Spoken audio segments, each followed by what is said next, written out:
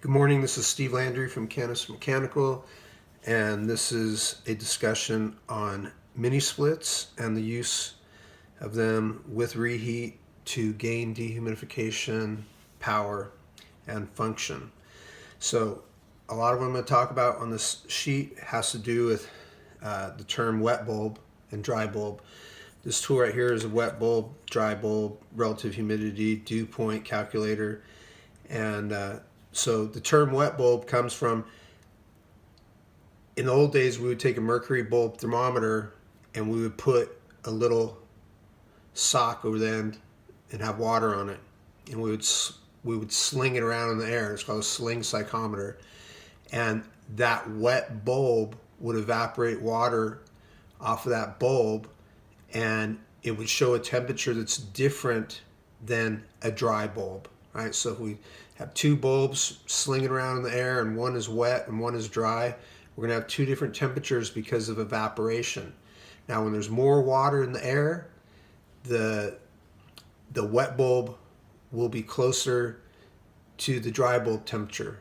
When there's less water in the air, the wet bulb will be lower.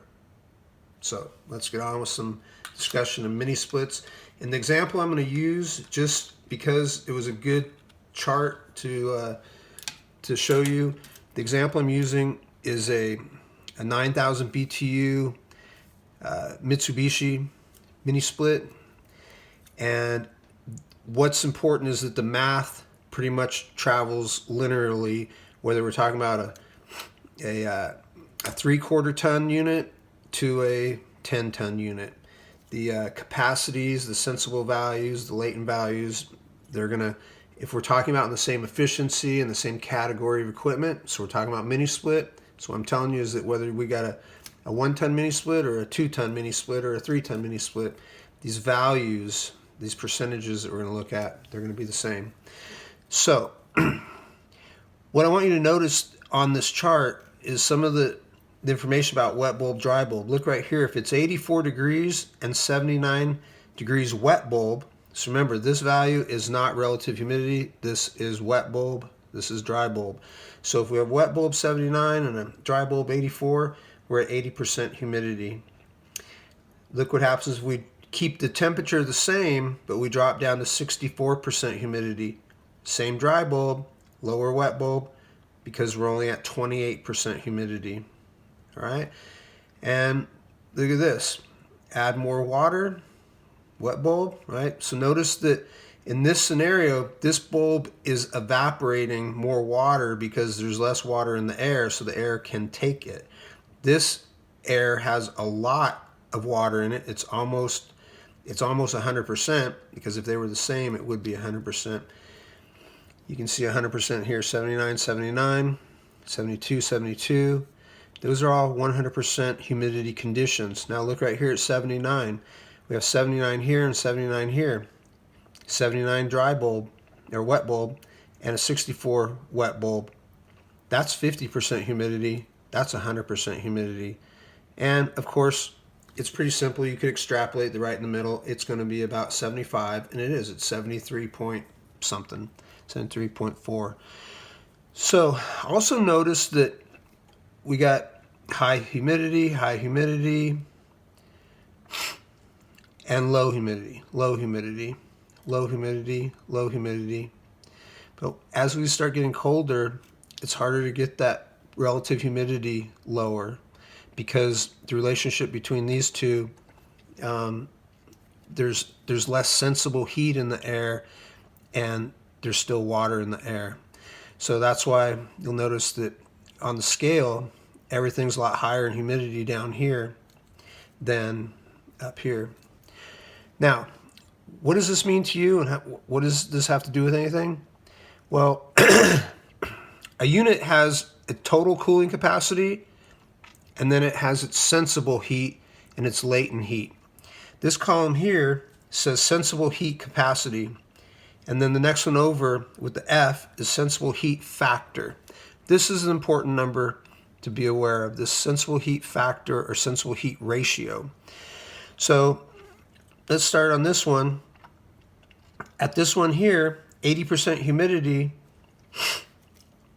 if your room, let's say you've just loaded the room with veg plants and you're wanting to keep the room relatively warm and wet, and you're way up at 84 degrees and a 79 degree wet bulb, meaning you're at 80% humidity, basically a clone room.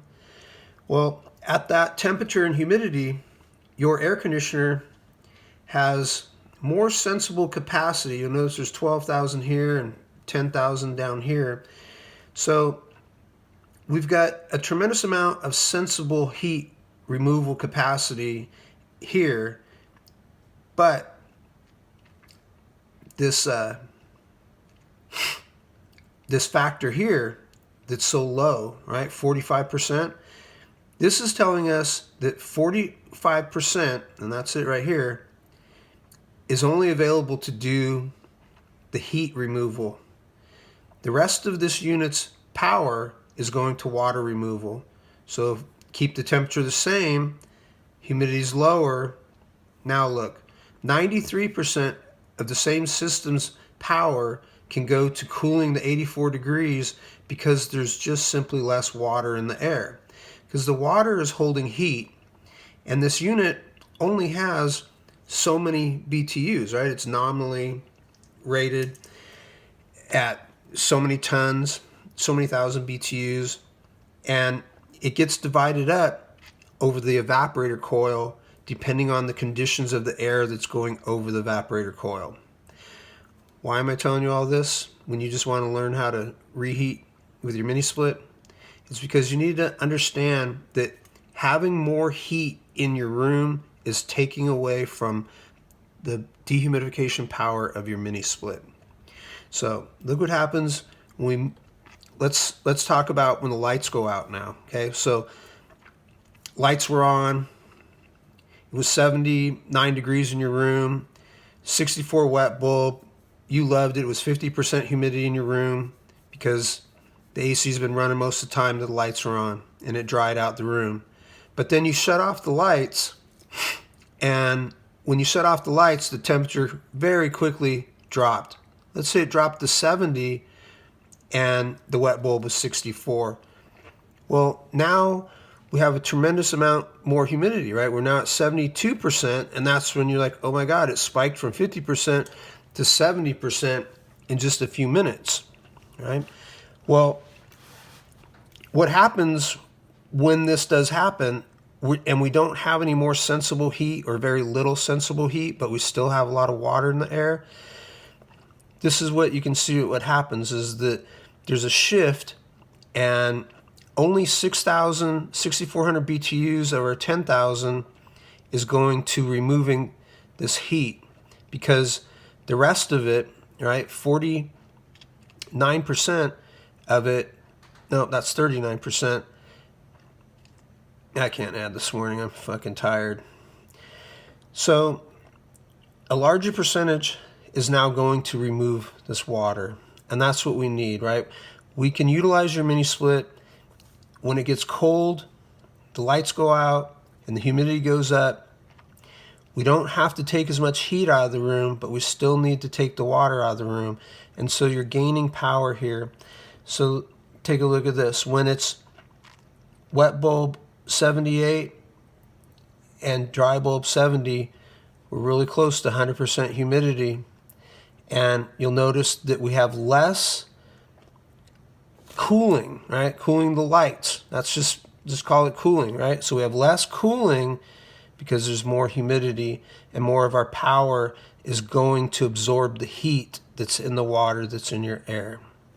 So that's why you want to take the dehumidifier out of your room, reduce the number of fans that you can, reduce the total wattage that's going in your room, so that your mini split and its BTU, right? It only has X amount of BTUs available, and those BTUs are going to get split up and shared between wet bulb and dry bulb conditions.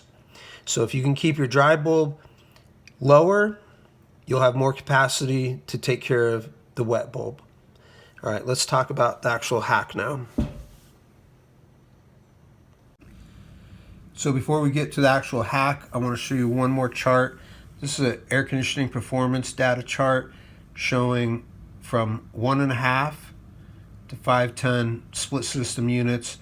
Why this charge is important to you is this is a 2-ton. That 23,600, that's a 2-ton system. Notice that 17,600 is sensible and 6,000 is latent. We just went over that latent work, right? This is your wet bulb work happens here, dry bulb work happens here. Notice this 5.2 kW. This is important for the next part. 2 tons, 5.2 kW.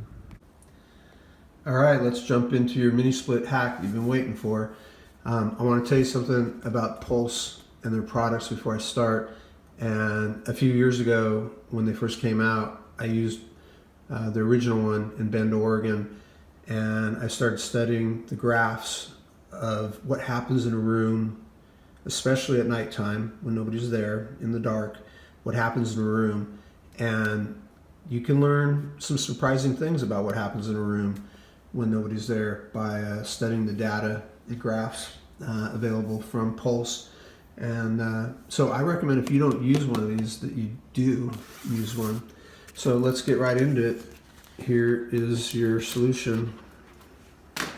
Yep, just a heater. So going over that engineering data that we talked about, when your lights shut off, normally your AC shuts off right now. So what you have to do is you have to add heat. That's what reheat is, right? We're going to reheat the cool air. Well, in your case, we can't add the heat to any ductwork since you don't have it, so we just have to add it to the room. Now, if you understand that this heater is going to add heat to your space just like your lights do, all lights on time, right? So when your lights shut off, you're going to turn this on, and it's going to add heat to the room that during the daytime when the lights are on and it's cooling the room, it's also dehumidifying. Now, what's wonderful about this unit right here, this 5,000 watts, remember in that last little chart I showed you the 2-ton unit was equal to 5 kW. Well, that's 5 kW right there. So this unit right here will be very useful at canceling out one 2-ton mini split system, and that's probably what most of you've got. If you've got a whole facility of mini splits, I can't help you, and I suggest maybe you get some therapy for that. But if you just have a couple mini splits and you need some greater performance, this is how you do it. Take your dehu out. If you don't want to take it out, don't. But if you'll take it out and hang this up in place, you'll actually do better, because you'll be taking the heat out that's coming in your room all day long when lights are on that you don't need, that's working against things, and you'll be able to put the heat into the room when you actually need it, and that's when lights are out. So if you go back and look at that chart, 17,000, remember that, and 5 kW. So that's why I say this is perfect for a 2-ton system. If you have something that's smaller, being it's adjustable, you can probably use this for a 1.5 and maybe even a 1-ton. So that 24,000 BTUs total cooling that a 2-ton system does, only 17,000 of it is actually going to doing what we call cooling. The other is going to the water removal, the latent heat, the dehumidification. The beauty of this little dude right here, I bought this at a local ranch farm supply place like Atwood's. I think it was $120. Okay, $120 heater can actually replace a $3,000 dehumidifier. 20 amps. This dude's going to be hardwired onto a 30 amp circuit, so it only needs number 10 wire. It's essentially a dryer circuit in your house, but even though it's on the 30, it's only going to pull right at 21 amps. What else can I tell you about this thing? It's available for California people too. And hardwired. Now, what I want you to talk to you about controlling this thing is currently what you would have to do, because understand you're doing a hack. This isn't something that's off the shelf and that you can readily do. You're going to take this heater and you're going to put a time clock so that this 240 volt circuit is controlled with a timer, like a Paragon time clock, and you're going to time it to come on as soon as your lights shut off. And when it comes on, it's going to start putting heat into your space. Hopefully we're not talking about a little tiny tent. Hopefully we're at least talking about a basement or a garage or, you know, some small room. If you got tents, you can probably keep doing whatever you're doing, all right? But please be careful. Number one, don't burn your house down. Don't burn your shop down. But do experiment with this. It works very well.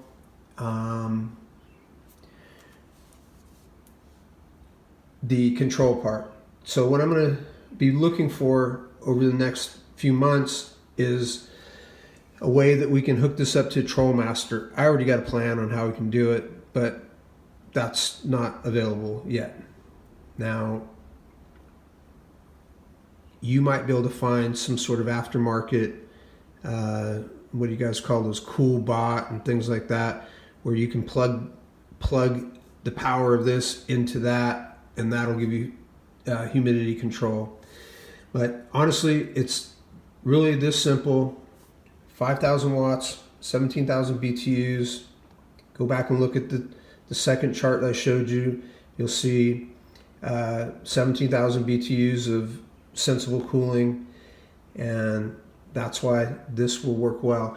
And if you found that, oh, you don't need the full 5,000, 17,000 BTUs of heat, well, at 4,000 watts, we're doing 13,000 BTUs, and at 3,000 watts, we're doing 10,000 BTUs. So ideally, you would dial it down and find out where do you get the most dehumidification without using the most watts that you can. If you have, let's say you have 3 2-ton heads, or you have 2 3-ton heads, right? So you got 6 tons. Well, then you're going to need 3 of these. Or maybe it's time to start building air conditioning systems and move away from mini splits. You see, mini splits are not made for indoor cultivation. They are made for saving human beings energy. That's it. That's what mini splits were invented for. They were invented in small countries with small people and small houses to save money. And that has nothing to do with the growing environment. And so that's why you constantly struggle and you're up against challenges that you're just not going to change because, you know, the equipment that you've chosen to use. So it's just a hack, but so is using a mini split to do cultivation, environmental control and cultivation. That's a hack too. So a hack for a hack. Use it if you want to use it. Don't use it if you don't want to use it. Disagree with it if you want to disagree with it. Doesn't matter to me. I'm going to be out turning off dehumidifiers in facilities and turning up the dehumidification power in facilities. I'll close on over here. You can see I got a whole pile of relay kits. Getting ready to send some out. And just put together another 25 sets. So let's get you there. I'll talk to you all soon. Take it easy. So another thing I want to add about how you want to control this is by setting the temperature control of this so that it's just below the temperature of your room when your lights are on, meaning it's not going to add any heat because your lights are on. And then when your lights shut off and your mini splits are still running and they're cooling the room off, this is going to kick on when it senses that the lights have shut off, and then it's going to start adding the heat, right? So that's all you want to do is you want to add the heat after the lights shut off. Start with that. We can get more sophisticated and complicated, but that's at the essence of all you need to do is add heat when your lights are off. It will reheat your cold air, and that's what reheat is. All right, have a good weekend, everybody.